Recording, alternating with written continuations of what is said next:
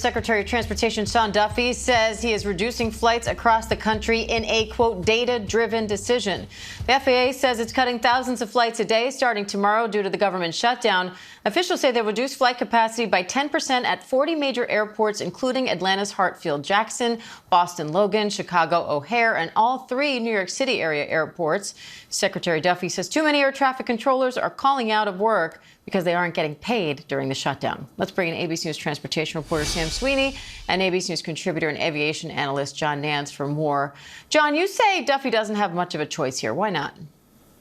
Well, because what we've got here is a situation where the staffing is inadequate, and it's getting more inadequate every day in terms of air traffic control. And you can't just sit around and hope that everything will sort itself out. You really have to reduce the input air traffic going across the country. And that's exactly what he's doing. I don't think this is a threat. I think this is basically something that has to be done. Sam, Duffy says this is data-driven. What do you think he means by that?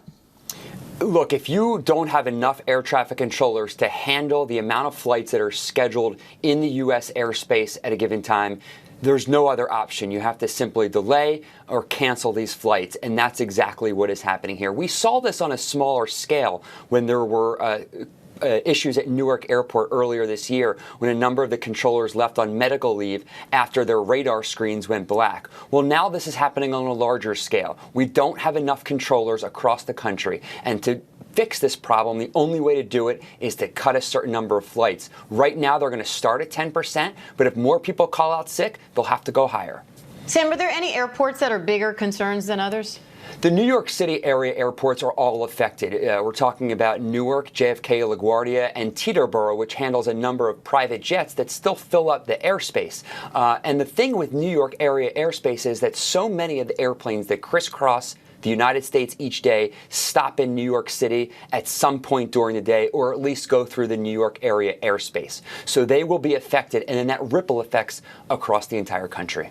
John, any way to improve this, even in the short term, other than reopening the government?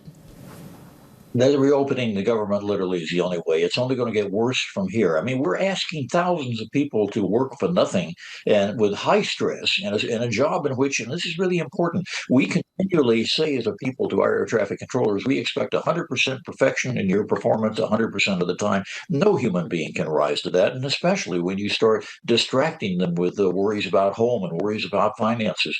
No, this is really a situation that's going to get far worse before it gets better, unless the government finally starts back up. All right, Sam Sweeney, John Nance, thank you both.